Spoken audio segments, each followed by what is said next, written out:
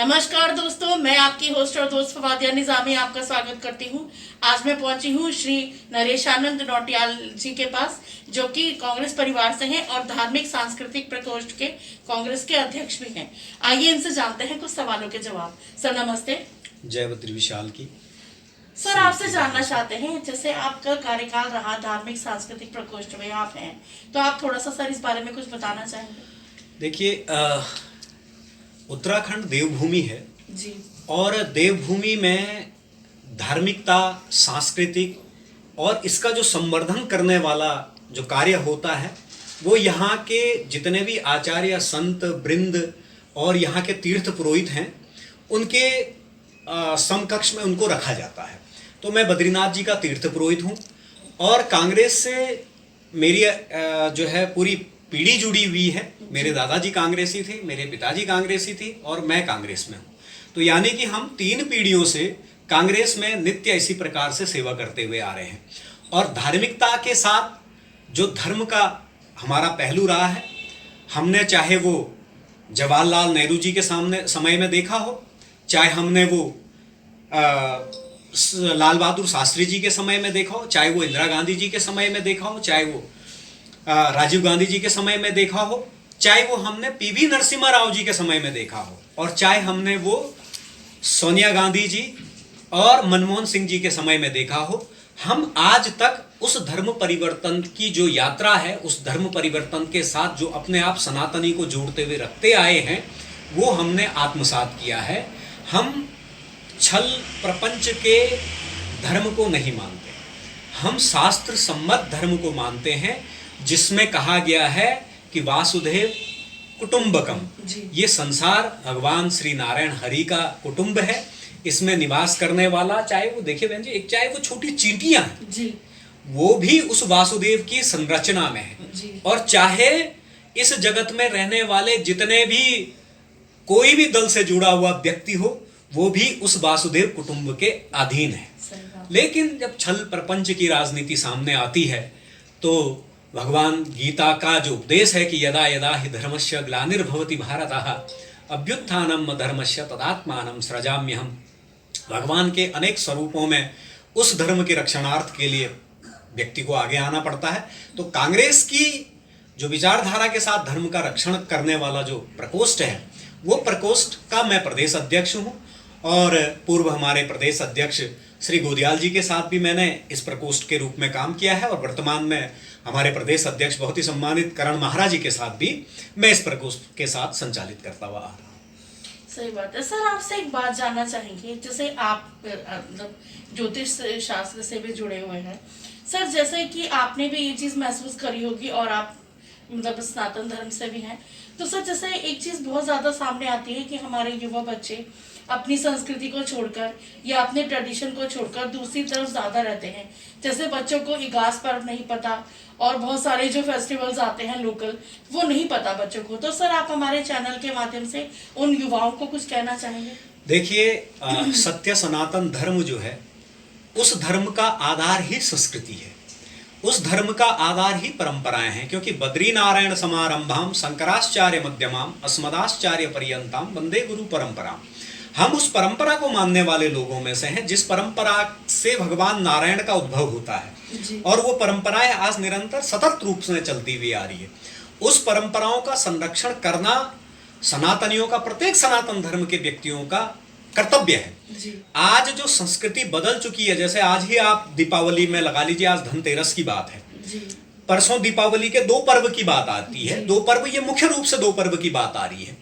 उस पर्व में भी देखिए क्या होता है, निशित काल की पूजन होती है और एक जो है गोधूली बेला की पूजन होती है, जिसको हम जो है निशित काल और गोधूली बेला में दोनों जो है स्थिर लग्न की पूजाएं होती है महालक्ष्मी की। काल रात्रि, महारात्रि, मोहरात्रि, और जो ये 3 रात्रियों का शास्त्र में वर्णन किया गया, उसमें से जो है ये महारात्रि का दिन होता है, ये महारात्रि का दिन होता है, निशित रात्रि का दिन होता है। तो उसमें क्या होता है, जितना भी हम निशित काल की पूजन करते हैं मध्य रात्रि में, तो उसको जो है उस समय लिया जाता है। पटाखे जलाना, ये करना, मिठाइयाँ बांटना, ये अपनी जगहों पे त्योहारों के संबंध में होता है। जी। लेकिन जो मुख्य रूप से होता है वो पूजन का समय होता है। तो पूजन का जो आधार लिया जाता है वो जो अमावस्या होती है, निशित व्यापनी, और जो होती है हमारी गोधूली व्यापनी, जिसको हम जो है शास्त्र की एवज में हम उसको निश्चित काल की पूजन और जो है गोधूली बेला के पूजन, स्थिर लग्न का पूजन हम जिसको कहते हैं, वो पूजन हमको जो है दोनों दिन प्राप्त हो रहा है। तो बड़ी अच्छी बात है। हम अगर 2 दिन दिवाली मनाएं, सही बात, तो कोई बुरा तो है नहीं। सही बात भाई भगवान की आराधना, माँ भगवती की आराधना और महालक्ष्मी की आराधना का समय हमें पे भाई निश्चित काल में भी आप करिए और दूसरे दिन भी आप करिए, कोई विवाद तो होना ही नहीं चाहिए। तो इस विवाद के साथ ही ऐसा ही जो है आज जो बच्चों के अंदर जो बातचीत आ गई है कि वो अपने त्योहारों में, अब आज देखिए आप वो कहते हैं हैप्पी दिवाली। भाई हैप्पी दिवाली की बजाय आप जो है शुभ दीपावली कहिए, आप शुभ दीपावली कहिए। आप मुस्लिम समुदाय से हैं और आप कहते हैं मुबारक हो आपको, रमजान मुबारक हो, ईद मुबारक हो, ये आपकी उर्दू जबान, आप उर्दू में आप उस धर्म का आप संरक्षण करते हुए आए। तो वैसे ही हमारी जो है वो सांस्कृतिक और संस्कृति की जबान है, तो हमें उस जबान में या उस भाषा में हमको शुभ आशीष या शुभ दीपावली के साथ उसको कहना चाहिए। तो बच्चों को भी मैं आज ये कहना चाहता हूं कि बच्चों, जब तुम जिस धर्म का पालन तुम करते हुए आ रहे हो, उस धर्म के पालन के साथ साथ उस धर्म की संस्कृतियों का भी सही रूप से संरक्षण और पालन करना चाहिए। इसलिए जो है वो आज इस रूप में रहेंगे तो उनको इसका जरूर लाभ मिलेगा। सही बात है। सर आपसे एक बात, जनरल बात पूछना चाहेंगे। जैसे आप कांग्रेस परिवार से भी जुड़े हुए हैं और हाल ही में जैसे अब मतलब अब इलेक्शन भी पार्षदों के नजदीक ही है, तो सर आप हमारे युवा बच्चों को कुछ कहना? तो चुनाव है जी, वो चाहे पार्षद के हों, चाहे मेयर के हों, चाहे लेजिस्लेटिव असेंबली के विधानसभा के हों, चाहे वो पार्लियामेंट संसद के हों, ये चुनाव हमारे देश की एक संस्कृति को भी बताता है कि हम इतने बड़े जनतंत्र लोकवादी देश में हम रहते हैं और उस लोकवादी देश के हम जो है एक अनुयायी हैं, उस देश के हम निवासी हैं, वासिंदे हैं। अब मेरा उन लोगों से ये भी अनुरोध रहेगा कि जब पार्षद के चुनाव आए, नगर निगमों के चुनाव आए, तो उसमें आप ये देखिए कि जिन जिन समय में भाजपा की शासन सत्ता देहरादून में 15 साल से भ्रष्टाचार में नंबर 1 रही है, अनेक समय में, चाहे वो पूर्व के मेयर रहे हों भाजपा के और चाहे वो वर्तमान मेयर रहे हों, आय से अधिक संपत्ति का उनके ऊपर आरोप लगा है। अब आरोप लगा है तो सरकार इन्हीं की थी, तो कहां से उस आरोप की सत्यता की जांच होती? और जितने भी पार्षद इनके भाजपा के जिस जिस क्षेत्र में बने, उस क्षेत्रों की स्थिति आप ये देखिए, जहां मेरा निवास स्थान है भाजपा का पार्षद है, सड़क खुदी पड़ी हुई है वहां से और हमारे घर तक की, अभी तक उस सड़क में कोई उनको खड्डे भरने का कोई काम नहीं हुआ है। तो अगर ऐसे पार्षद यहां रहेंगे, ऐसे तुम आंख बंद करके अंधभक्तिता में वोट दे करके चले जाएंगे, तो फिर तो आपका विकास क्या, क्षेत्र का विकास क्या, घर का विकास क्या, रोडों का विकास क्या, कभी नहीं होने वाला। मेरी आज की पीढ़ी से भी अनुरोध है कि एक बार अगर आप इन लोगों को इनके सही स्थान यानी कि विपक्ष में बैठाने का जब काम करेंगे, तो इनको पता लगेगा कि विपक्ष के रूप में रहते हुए कांग्रेस के लोगों ने जो तुम्हारी लड़ाई लड़ी है, ये कितनी लड़ाई लड़ता है, तब आप देखना इस बात। जी सर, आपसे एक सवाल और पूछना चाहेंगे।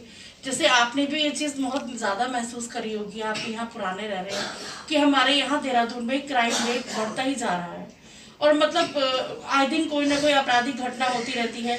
जैसे हमारे अभी अंकिता भंडारी को 1 साल पूरा हुआ, उसको भी अभी तक न्याय नहीं मिला।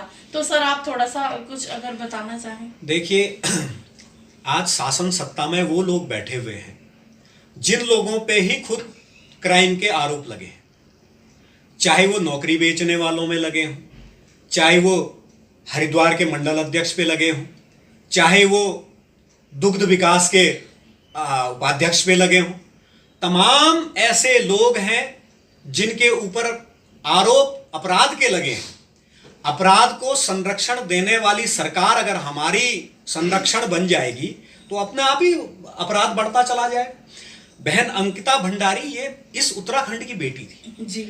इस उत्तराखंड की बेटी के साथ अगर ऐसा कृत्य हो जाता है और आज केदारनाथ चुनाव में उस व्यक्ति को भाजपा टिकट देती है जिसने अंकिता के नाम का औ तक नहीं बोला है, और वो महिला मंडल की अध्यक्षा भी हैं श्रीमती आशा नौटियाल जी, और वो अभी तक एक शब्द अंकिता भंडारी के समर्थन में उन्होंने ये नहीं कहा कि अंकिता भंडारी के जो कातिल हैं वो वीआईपी कौन है, वो वीवीआईपी कौन है। जब तक हम उसका पर्दाफाश नहीं करेंगे मैं बद्री केदार के दर्शनों को नहीं जाऊंगी, मैं बद्री केदार के क्षेत्र में वोट मांगने नहीं जाऊंगी। क्या वो ये कह सकती हैं?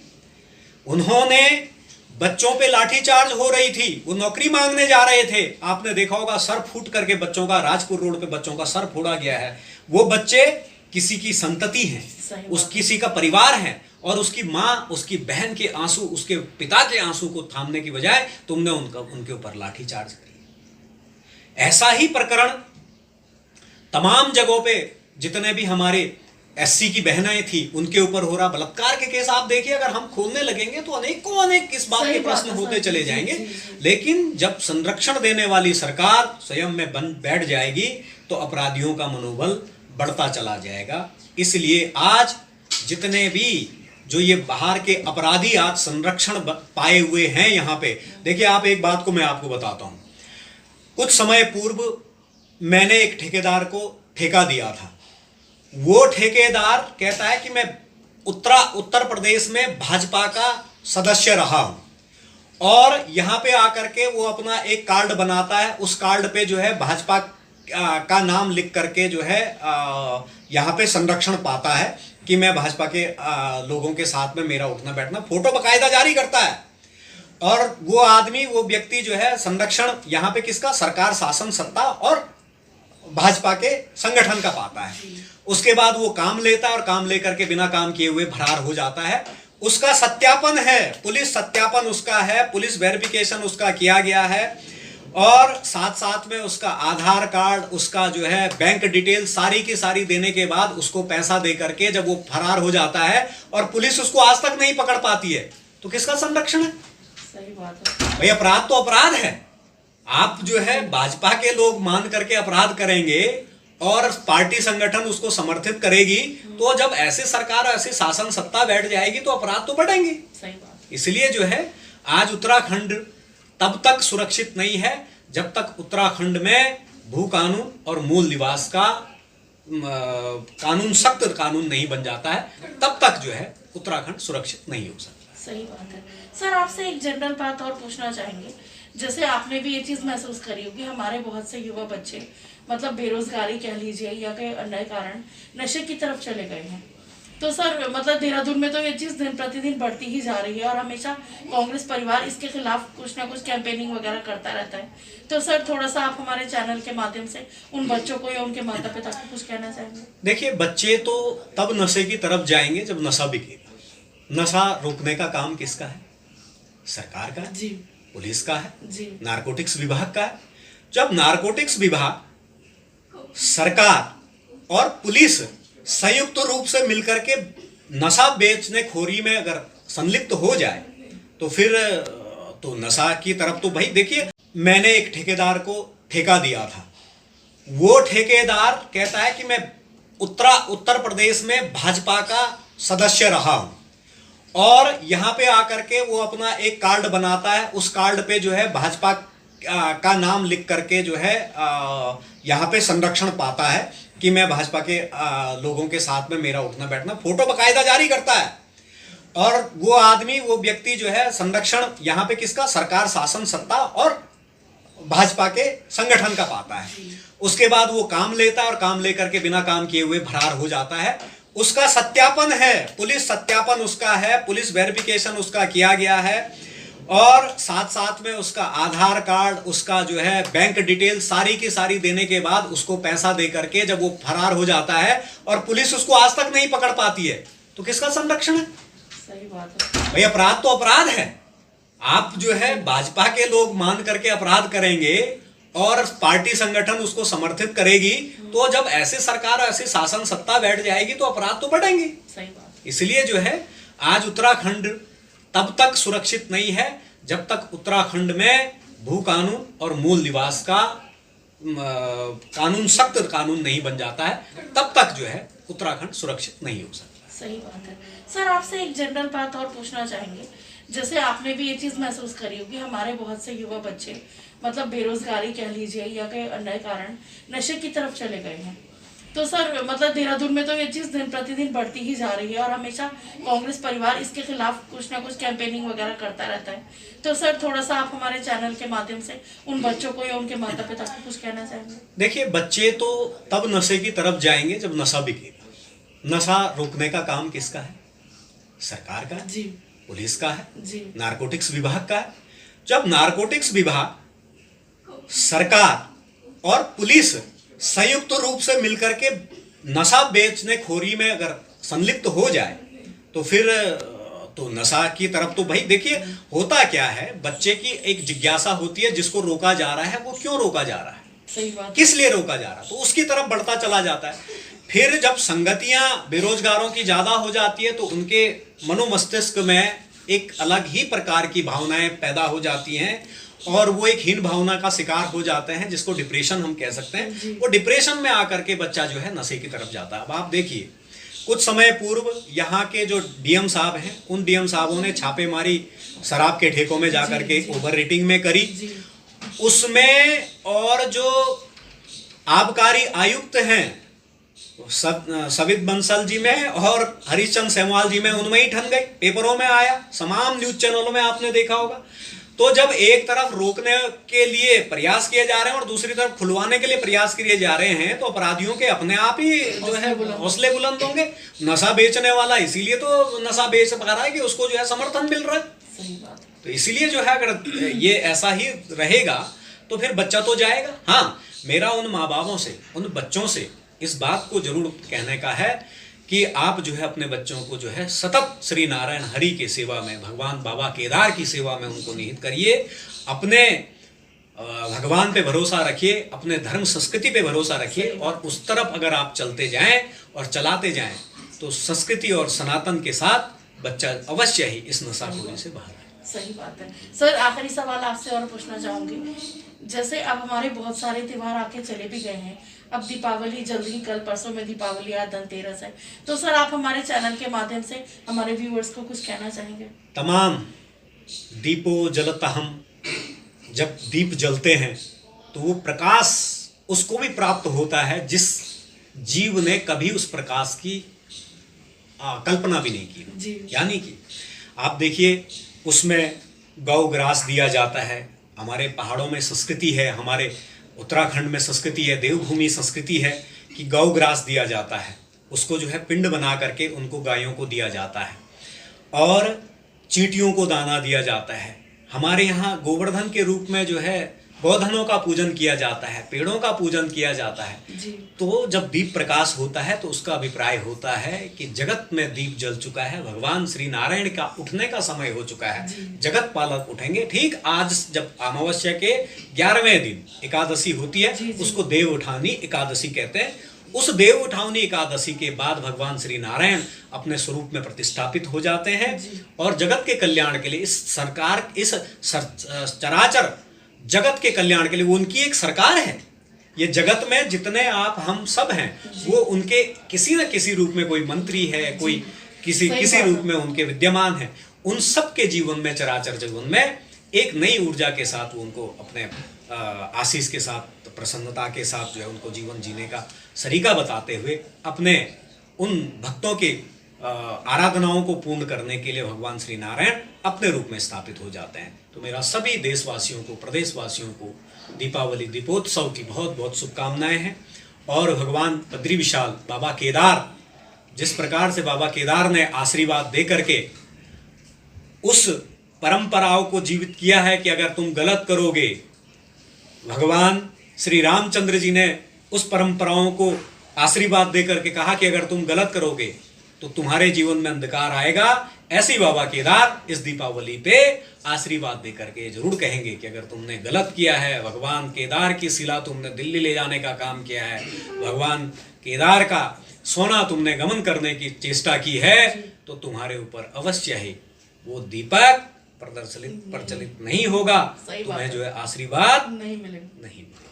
सर आपका बहुत बहुत धन्यवाद, आपने मानव चेतना टीम को अपना कीमती समय दिया, इसके लिए धन्यवाद। बहुत बहुत धन्यवाद। Thank you, sir. जय बद्री विशाल, जय बाबा केदार। दोस्तों अभी आपने सर की बातों को सुना, मैं अपने व्यूअर से यही अनुरोध करूंगी कि सर ने जो बातें बताई हैं इसको मद्देनजर रखते हुए आने वाले चुनाव में कांग्रेसी पार्षदों के लिए वोट करें। इसी के साथ मुझे दीजिए इजाजत। मैं फवादिया निजामी अपने सहयोगी अजय कुमार जी के साथ मानव चेतना न्यूज देहरादून। बने रहिए मानव चेतना के साथ, फिर किसी नई शख्सियत के साथ आपकी कराएंगे मुलाकात। तब तक के लिए सबको हैप्पी दीपावली, हैप्पी धनतेरस। धन्यवाद।